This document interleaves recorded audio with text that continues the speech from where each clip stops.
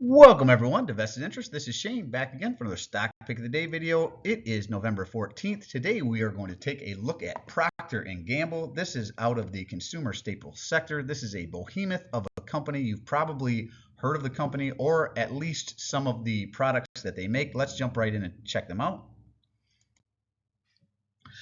If you want to know more about this company, check them out at us.pg.com. That's us.pg.com. That is their homepage where I pulled this information from. For more than 185 years, we've challenged the norm and inspired the future, from the products we put on the shelf to the people we bring on our team. That's right, over 185 years. This one has been around, probably whenever your great grandparents were kids, way back in the day. 1830s was whenever they really started. 1879, the soap that floats. James N. Gamble, son of the founder, recognizes that families must have two different bars of soap, one for the laundry and one for the bathing. He creates an innovative single bar of soap, Ivory Soap. You've probably heard of it. In 1886, they had a manufacturing company burned down. They built a new one after a disastrous fire at our first plant. Ivorydale is purposefully built as a modern manufacturing facility designed by one of the nation's foremost industrial architects, Solon Berman. The new plant incorporates the latest designs for the safety and comfort of employees. We spend the next 130 plus years expanding these manufacturing principles across the globe. I wanted to highlight this company does sell products around the world. So they have a footprint in every country around the world. 1894, a father concerns. He makes Vicks Vapor Rub. Ever heard of Vicks Vapor Rub? That's a Procter & Gamble product. 1901, improving the razor, King C. Gillette. Gillette razors, ever heard of them? Yep, that's a Procter & Gamble product. Tide, right? Laundry detergent, you probably heard of it. Pampers, diapers, right? You probably heard of them. Charmin, tissue and toilet paper in 1965, right? All the way up to the Swiffer in the 90s. I mean, they have so many products under their umbrella. If you went into your cupboards and your kitchen cabinets, under your sink, out in your garage, up in your bathrooms, you're going to find some of their products, I am sure. Again, us.pg.com. That is their homepage where I pull this information from. Let's keep going. They were down 0.22% on the day, and it was a sea of green today. This is actually the only company in my entire portfolio that was down today, so I thought we would cover them. A sea of green. Everything seemed to be going up today. For whatever reason, Procter & Gamble was not. 0.22% pullback on the day. Close out the day at $152.12. 52-week range as low as $135.83, as high as $158.38. So they are close to their 52-week high, but I will say they are still within 15% of their 52-week low. They have not moved much over the last year. I am long this company. You'll see my cost basis here in a minute. And I can buy this one all the way up to 155. It is currently under my cost basis. So I am looking to add this. I added a couple of shares last week. It is one that I am willing to pay fair price on, just because of the nature of the company. Like I said, they just aren't going anywhere. They sell so many products that you use. They could split off a dozen brands and still be a behemoth. Average volume 5.6 is equal to 7.9. You can see that sell off throughout the day. A little bit of a recovery there towards the afternoon, but then back to the sell off. Overall sell off. Market cap $358.53 billion. They are a large cap company, a beta of 0.46. So they are, even though a lot of volatility throughout today, they are less volatile than the overall market. Price to earnings ratio is elevated in my opinion, though this is one of those companies, like a lot of others, Johnson & Johnson, Microsoft, Apple, they just have a higher PE than regular companies. You're going to pay a premium. So if you can get this company at fair value or slightly under fair value, it's a great time to buy. And I think that's where it's at now. It might be a little bit overvalued, but I don't mind paying a little bit extra for a company of this caliber. EPS, earnings per share, is sitting at $6.16. Earnings date, the next one coming up January 23rd next year. Forward dividend $3.76. They are quarterly payer. We'll see that here in a little bit. Nice starting dividend yield at 2.47%. Ex-dividend date was October 19th. They are going to pay out on November 15th. So tomorrow I will actually receive some dividends on this, and kudos to those of you who are a holder. You'll get your dividends tomorrow as well. and a 1-year target estimate, at least according to Yahoo Finance, of $165.35. So it does speak to some upside appreciation in the stock price, at least according to Yahoo Finance. Not affiliated, just one of the sources I like to go to for information. Now, I like to get into statistics and look at dividend yield theory to see if there is potential undervaluation. To do that, we go to the 5-year dividend yield here, 2.48. We can compare it to the current 2.47, or over here, forward annual dividend yield, 2.47, same number. Now, since this is under the 2.48 5-year, it is slightly overvalued, pretty close to fair value, right? So if I could get it back in the 150s, that's about what I bought it with last week. That would be right in line with their 5-year average, which would make them fair valued. Preferably, I would like to pay this be undervalued, but right now, like I said, I'm willing to pay a little bit more for a company like this. I'd like to build this position out here. I am long Procter & Gamble. I haven't really been adding to it much, so it is one I'm looking to build out over the next year. Payout ratio 60.19%, so they do have under the 75% payout ratio that I'm looking for. Plenty of room to increase that dividend over time and pay down debt, pay out dividends, which is what we're looking at next in the financials. Financials, a lot of good information here. Income statement, balance sheet. You can find how their revenue is doing. Is it growing over time? Are they paying down their debt? Excuse me. Are they issuing more debt? Are they buying back shares?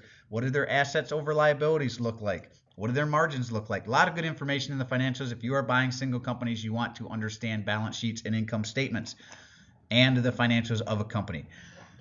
Now, 2020, we want to look at financials for free cash flow. We want growing free cash flow because dividends are paid out of free cash flow, and dividends tend to grow over time if free cash flow is growing over time. 2020, $14.3 billion. 2021, up to $15.5 billion. 2022 looks like a drop down to $13.5 billion. And so far in 2023, looks like $13.7 billion, as well as the repurchase of capital stock. They are repurchasing a lot of their own shares. So even though it looked like they had a bit of a drop here in 2022, they are repurchasing a lot, of over 10 million shares, right? 11 million in 2021, 7 million in 2020. Looks like another 7 million so far here in 2023. And it looks like they are back to growing. Overall, I'm going to call it growing free cash flow from 2020 to 2023. We can account for the rest of the year here. We're not quite done, and we're already at 13.7. So they're going to go over this, in my opinion. And you can account for some of this drop down in 2021 with the repurchase of shares, though there is technically a drop because they did repurchase 11 million shares in 2021. It dropped down to 10 million in 2022, as well as the free cash flow. So a bit of a drop from 2021 to 2022, but they really increased their share buybacks. So I like that. I like a company that's buying back shares. It makes you more of a shareholder over time, even if you don't add additional capital. Now, I like to look at stockanalysis.com. I always recommend more than one source so that you can make sure the information you are getting is accurate and back check that it is up to date. You pick any sources that you like. Just make sure you are not just looking at one and taking them as the gospel. Make sure you're looking at a couple different sources, 2 if not 3, to make sure, like I said, you can check the information is accurate and up to date. Now, they have 18 stock analysts that have taken a look at Procter & Gamble. They call it a consensus buy. They have a low estimate of $153. It currently sits just under their lowest estimate.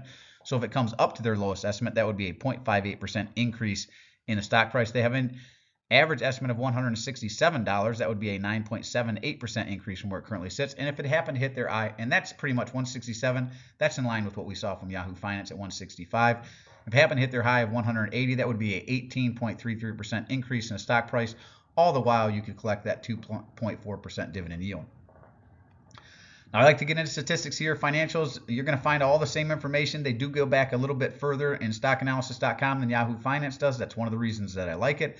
They also present the information in a little different manner, like this forecast here. Very easy to read, very easy to understand. I like to get into statistics here, look at return on equity, return on invested capital. I like 10% or better.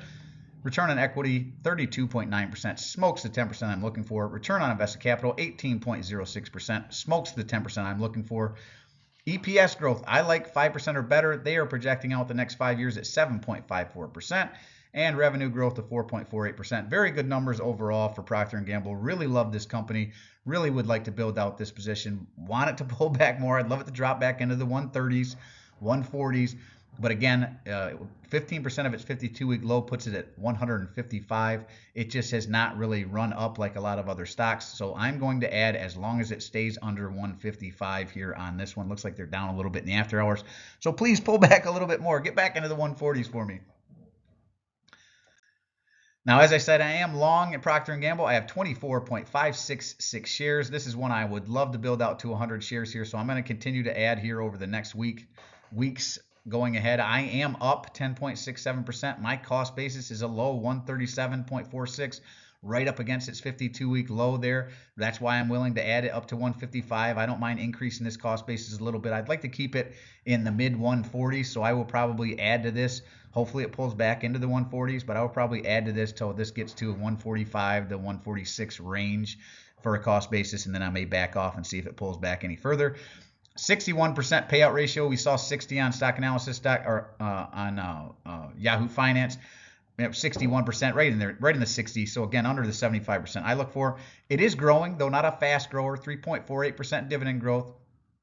So decent dividend growth here, low, low single digits, 3.48%. You're not going to set the world on fire with dividend growth, but it is growing over time. We went back to 2020. They were paying 79 cents and a fraction of a penny. April 22nd,